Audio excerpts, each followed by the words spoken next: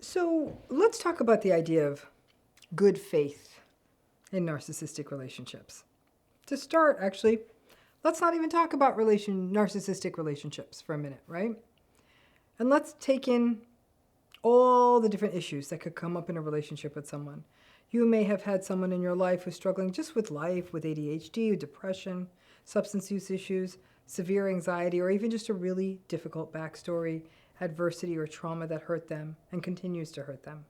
And you know it, and you understand where their behavior comes from.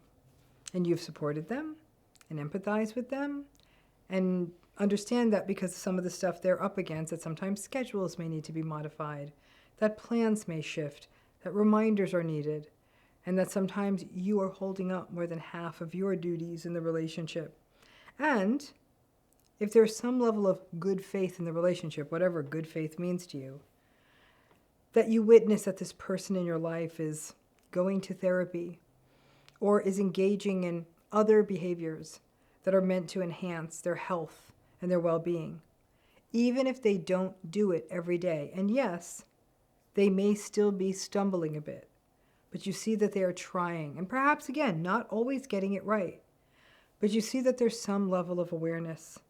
And maybe even on days they really don't get it right, some genuine attempts to make amends, and awareness that their behavior and ways of being are affecting other people too.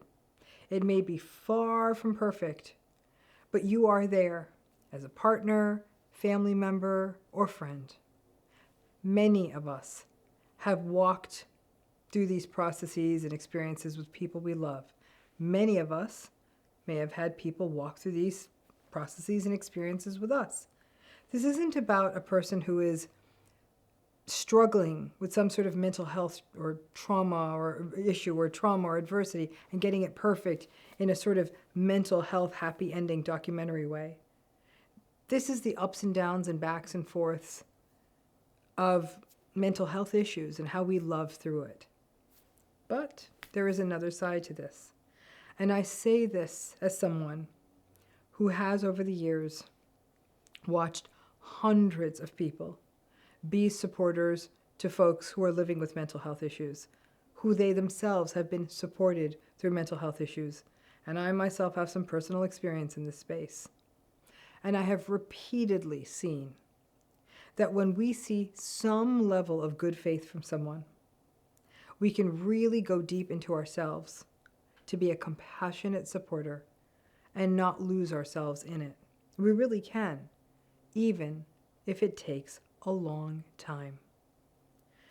Now, where this all falls apart is when you are trying to support someone where there is no good faith. Folks who will give you a laundry list of all the things that have happened to them and all the things they're struggling with, and even give you long narratives on their mental health issues. And there is no good faith. Even if you are being solution focused and bringing them options and offering to help them with seeking health care, instead there's merely the expectation, I would argue, the entitled expectation, that everyone should just get into line with their ADHD or their irritability, or just excuse their behavior because life has not been kind to them. And this is where it falls apart. Because listen, folks, not everyone who does this, what I'm talking about, is antagonistic or narcissistic. But it is most common with these personalities. However, it all still relates to the dynamics of trauma bonding and attachment and mixes up with compassion and empathy. Someone is struggling. If you have empathy or you've had a long history with them or it's someone in your family or someone you love, you want to be there for them. That's natural.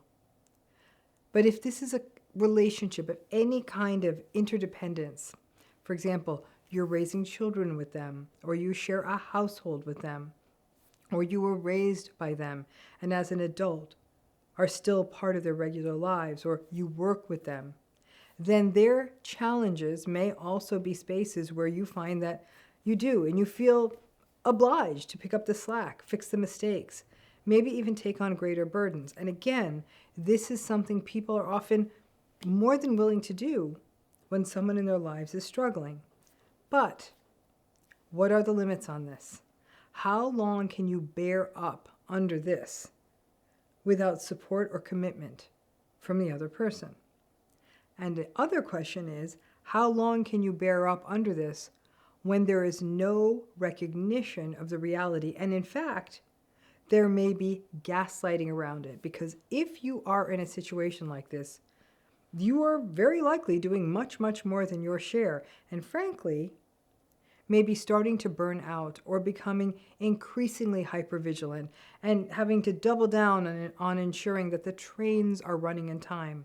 And if you were to say anything, give feedback, ask for help, or even have some level of recognition that it is becoming too much, you may get pushback about how selfish you are, or can't you see that they're struggling, or you may be painted as a complainer, or that people will accuse you of acting like a martyr, or even just told, no, you aren't being supportive, or even worse, that doing all this extra is love when someone is struggling, or this is merely what is part of being in a family, or this is what marriage is, keeping in mind that all that's happening to you is a one-way street. And to hear these kinds of things, if you have been doing all of this so much for so long, is often a real breakdown moment for a lot of survivors. So that takes us back to the good faith part. And here is where we do see some big overlaps with what happens in narcissistic relationships. Lots of mental health folks believe that narcissism is merely a post-traumatic response, that it is a series of concrete, grandiose defenses that protect the narcissistic person from internal shame and insecurity that was brought about by early life loss, trauma, chaos, or adversity. So just as any of us have protective defenses that evolved out of having to cope in the face of early difficulties, we may be perfectionistic or overly helpful or people-pleasing or self-silencing. Some of these protective defenses that are designed to keep us safe and often hold us back make life easier for other people. Well, the argument is that for the narcissistic folks, their protective defenses make them sort of attacky and defensive and unwilling to take responsibility. And then the reasoning goes, well, that's just how they protect themselves.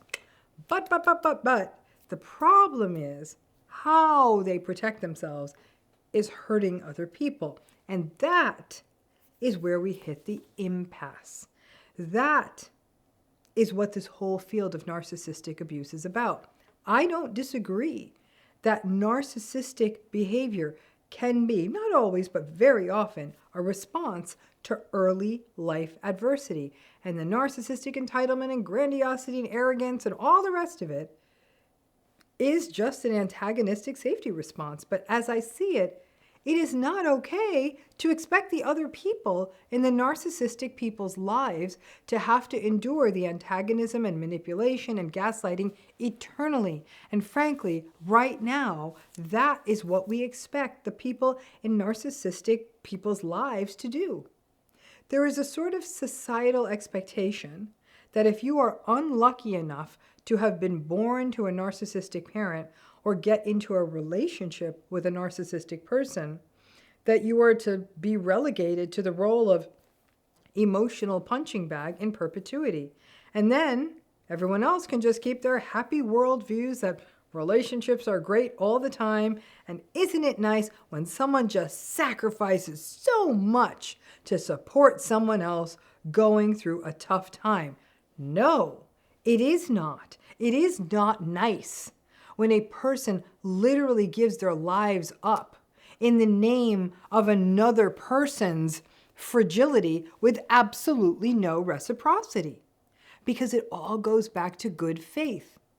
Even if the narcissistic person doesn't cop to being narcissistic, but says, you know what, this is why I'm like this. I have ADHD. I have anger issues. I have attachment issues. I have trauma stuff. I have to smoke weed to help my anger issues. So that's why I come home and smoke. They can give you that laundry list of issues. And their stuff may mean that they leave tasks incomplete, bills unpaid, you walking on eggshells, you not knowing what you are coming home to, you having to watch every word, you having to keep a life running while they are angry or stoned or trying to cope with their difficult day. But ADHD, anger issues, any of it, they aren't doing anything about it. They aren't getting formally assessed for ADHD and doing that kind of work. They aren't looking into viable treatments or interventions. They aren't addressing the drug or alcohol use. They aren't being a team player in the household. They aren't doing the proverbial work. I know it feels like a throwaway phrase these days to do the work, but it's real. Doing the work doesn't mean getting cured. It means the vulnerable steps of seeking out help, trying things out, and above all else, taking responsibility and acknowledging that someone else is also having a tough time because of their stuff. Many survivors say to me, you know what, Dr. R? Even if things didn't change that much, if all they did was to just notice all I'm doing and all I've done to support, and that it isn't always easy for me, and that I am doing right by them, that could just be enough to make this bearable. But instead, we all have to rally around the entitled person who is often quite careless with their behavior, doesn't account for other people, and expects the entire system to bend to their will, and yet you can never complain. You have to bear all the burdens and take on more and more yourselves, and you may even be told or believe that this is love and this is the right thing to do. And meanwhile, you are getting more and more burned out and feel more and more guilty and probably even more and more ineffectual. The work that I and other people do on narcissistic abuse is meant to just cast a light of compassionate reality on a really messy and I think harmful situation. We are in an era where we are talking about mental health more openly, at least in some places and spaces. But that doesn't always mean that the supporters are being supported. Sometimes it is just viewed as a person saying to a family member or partner or friends, hey, I'm having some issues, leave me alone and keep doing what I need and expect nothing of me. Well, this can leave survivors in an eternally untenable situation, feeling guilty, exhausted, angry, silenced, pitying, and often ultimately utter self-abandonment, burnout, and collapse. The world tells the survivors to be perfect survivors. Give, and look, this person in your life is struggling, so just stand by them and cut them some slack. But that struggling person is not showing any good faith, just falling back on the idea of, I have stuff I struggle with, and the silent assumption that the person in their life has to put up and shut up. Because antagonism and narcissistic personalities can be often co-occur with many other mental health and cognitive issues, such as ADHD and substance use and some of the post-traumatic fallout and emotional dysregulation and anxiety. And this may be coupled with complicated developmental and family issues in the narcissistic person's life. We often feel compassionately compelled to support them.